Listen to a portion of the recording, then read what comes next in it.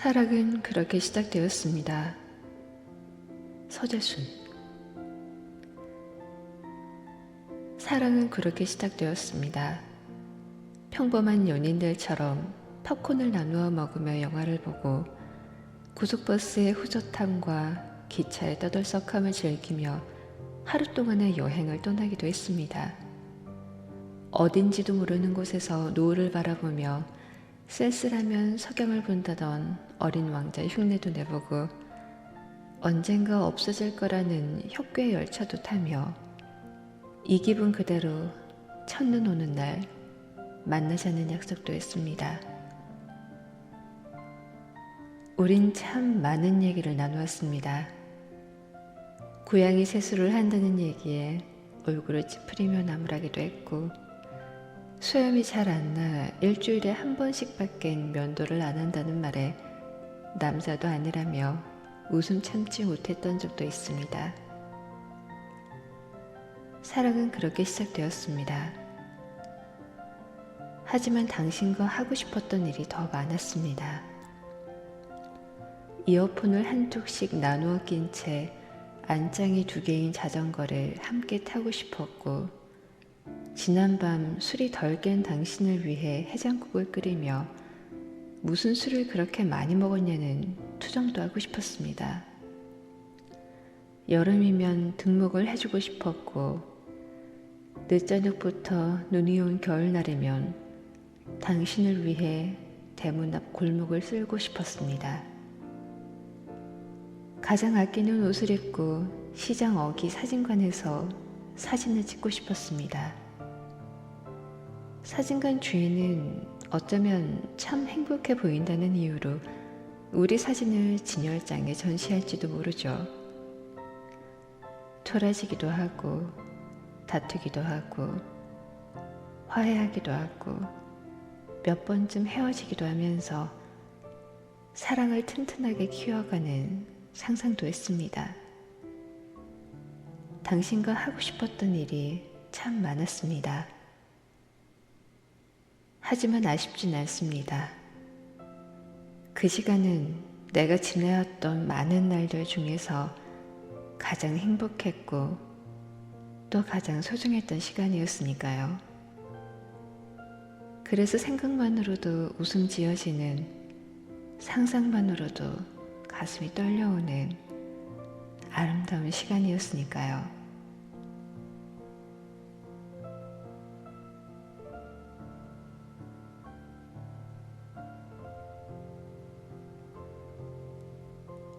그는 모릅니다. 원태연.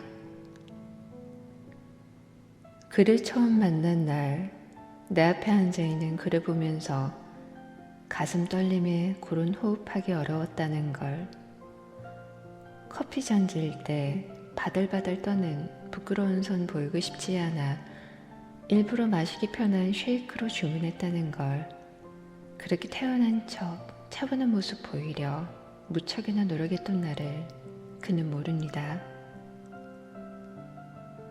그를 2번째 만난 날 들뜬 기분에 약속 시간보다 30분 먼저 도착한 나. 우산을 접으며 입구로 들어오는 그를 보면서 주님께 짧은 감사기도 드렸다는 걸, 그날 그가 너무나 멋있어 보인다고, 참 근사하다고 말하고 싶었지만 차마 말하지 못했던 날을 그는 모릅니다. 그를 3번째 만난 날 걷는 걸 별로 좋아하지 않던 내게 걷는 즐거움을 느끼게 해주었던, 아빠 손 말고도 편하게 잡을 수 있는 손이 또 있구나 하고 생각하게 했다는 걸 그는 모릅니다. 그를 4번째 만난 날 내 손이 다른 사람보다 유난히 좁고 길다는 얘기에 잠들기 전 침대에 누워 손바닥 펴들고 요리조리 살폈다는 걸, 손이 차가운 걸 별로 좋아하지 않는 것 같아 그를 만나러 가는 동안 내내 손을 접었다 폈다 하면서 따뜻하게 만들었다는 걸, 오늘은 손이 따뜻하네 라는 그의 말에 내심 기뻐하던 날을 그는 모릅니다. 그를 5번째 만난 날, 내게 줄 선물을 준비하느라고 늦게 온 거면서 괜히 내 눈치만 보던 그런 그가 너무 귀여워 꼭 안아주고 싶었지만 택시기사 아저씨 눈 때문에 그저 창밖만 바라봤다는 걸, 눈가에 눈물이 이만큼 고였다는 걸 그는 모릅니다. 둘이 나란히 앉았던 도서관 앞 벤치가 힘든 일이 있을 때 혼자 찾았던 그 벤치였다는 걸, 그 벤치에 더 이상 혼자가 아닌 그와 있을 수 있어 더 큰 의미를 부여했다는 걸 그는 모릅니다. 그를 6번째 만난 날, 한동안 만나지 못했던 그 시간 내내 잠시도 떠올리지 않은 적이 없었는데 그냥 보고 싶었던 말 한마디로 대신했던 나를 그는 모릅니다.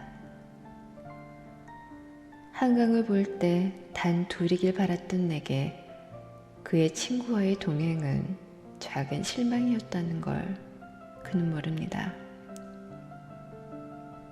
그를 7번째 만난 날, 그 사람 앞에서 처음으로 눈물 보인 날, 눈물의 의미가 하루 종일 연락하지 않은 그를 원망하는 것도 무작정 기다린 시간이 억울해서도 아니었다는 걸, 그저 사람 사이에서 부딪히며 지쳐있던 내게 그가 얼마나 큰 위안인지 그를 보는 순간 가슴이 벅차 흘린 행복의 눈물이었다는 걸 그는 모릅니다. 그는 아직도 모릅니다. 그가 나에게 어떤 의미인지.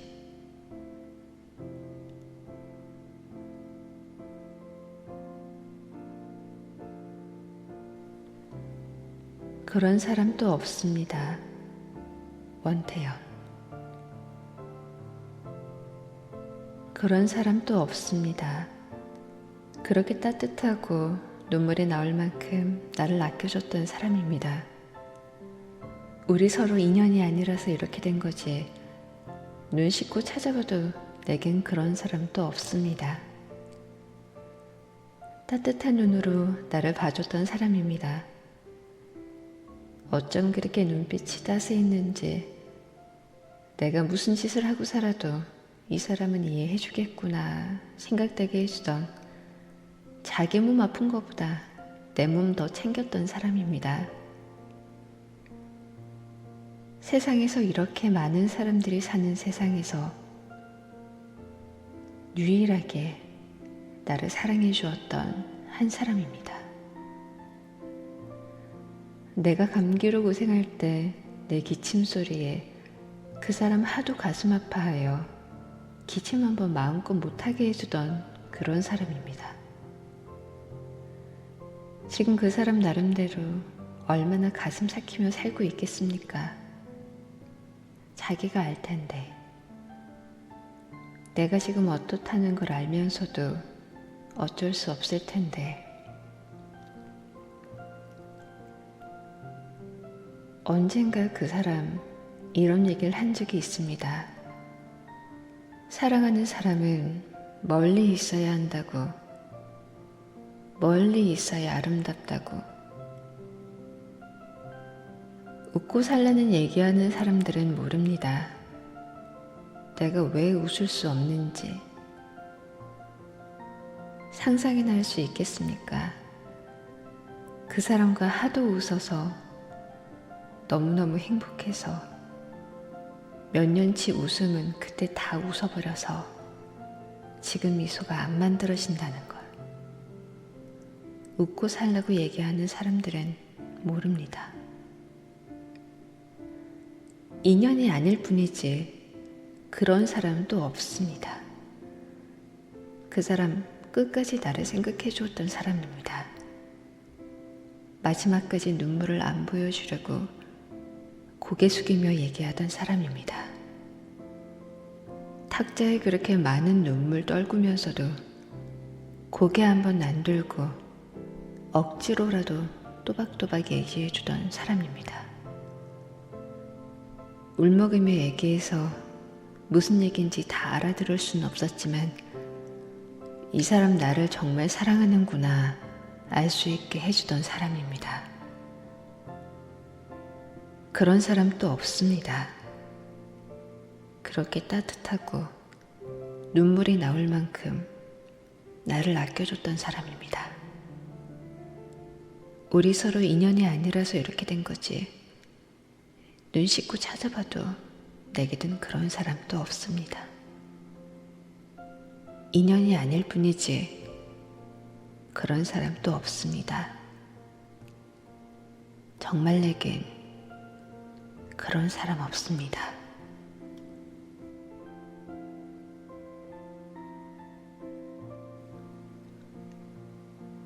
당신은 나에게 언제나 그리움만 줍니다. 서재순. 오후에 갑자기 비가 왔습니다. 창밖으로 비를 피해 뛰어가는 사람들을 보면서 생각했습니다. 당신은 오늘 우산을 갖고 나왔을까? 갑자기 내린 이 비를 잘 피하고 있을까? 비 오는 거리를 보면서 나를 생각하고 있을까? 당신은 잊었는지도 모르지만 우리 처음 만난 날도 비가 왔습니다. 짙은 회색 점퍼에 달린 모자를 꺼내 쓰면서 나에게 우산을 건네줄 때 그 미소를, 가슴이 떨린다는 것이 어떤 거란 걸 깨닫게 해준 그 미소를 나는 지금도 기억하고 있습니다. 그 미소를 떠올리다 갑자기 주체할 수 없을 슬픔에 부딪혔습니다. 아무것도 할 수 없을 만큼 멍해져 버렸습니다. 이미 당신은 이 세상에 없는데 아직도 당신과 내가 같은 하늘 아래 살고 있다고 생각하다니 난 또다시 눈앞이 흐려지는 걸 느껴야만 했습니다. 그리움이란 사람을 얼마나 어리석게 만드는 것인지요. 하지만 지금보다 훨씬 더 어리석으신다고 해도 그리움의 끈을 놓고 싶지 않은 마음을 누구에게 어떻게 설명할 수 있을까요? 나에게 당신은 언제나 그리운 사람입니다. 당신은 나에게 언제나 그리움만 줍니다.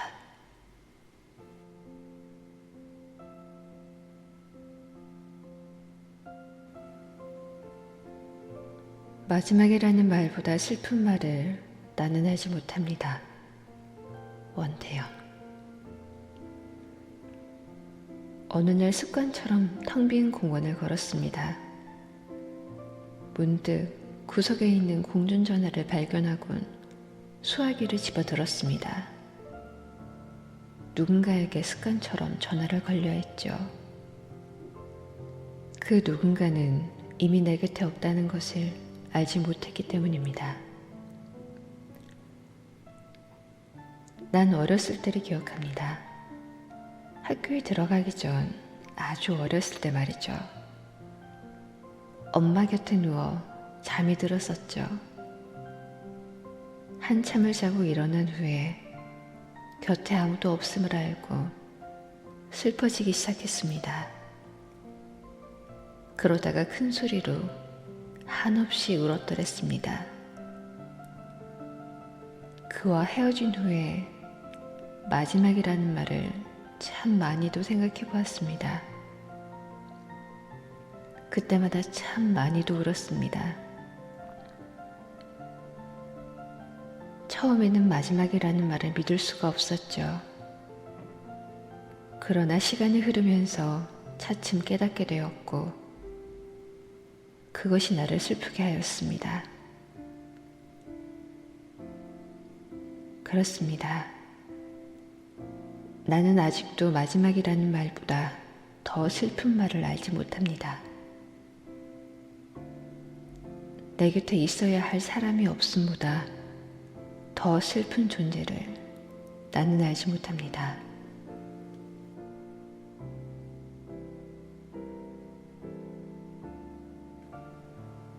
내가 기억하니까요.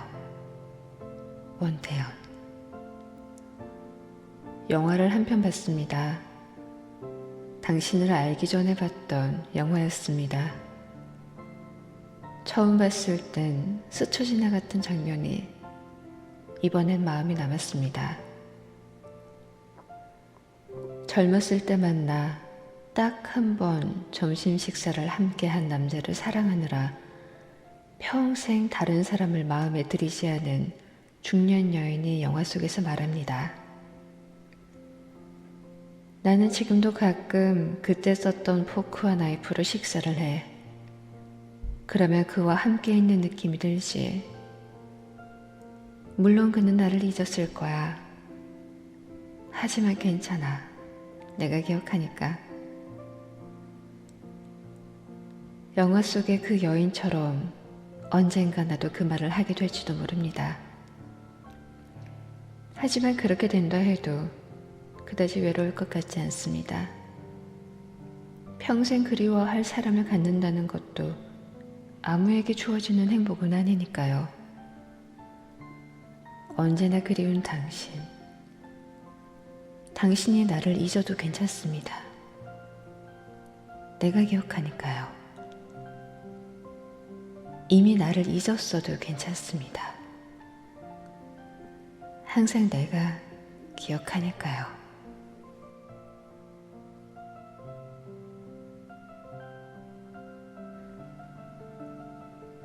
재회 원태연. 참으로 오랜만에 당신을 다시 만났습니다. 헤어졌던 그 계절에 다시 만난 건 우연이었을까요? 어쩌면 당신은 모를지도 모르겠습니다. 우리가 헤어진 그날과 똑같은 옷을 입고 있었다는 걸. 당신은 그 옷을 좋아했습니다. 그래서 그 즈음이면 늘 그 옷을 꺼내 입곤 했지요. 소매 끝이 낡은 그 옷. 언젠가 한 번 입어보았던 그 옷을 내가 어떻게 잊을 수 있겠어요. 나는 그 옷을 알아보았고 그 뜻으로 고개를 끄덕였습니다.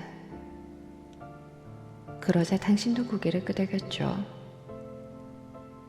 당신의 그 행동은 내가 왜 고개를 끄덕였는지 당신도 알았다는 뜻으로 받아들여도 되는 거겠죠.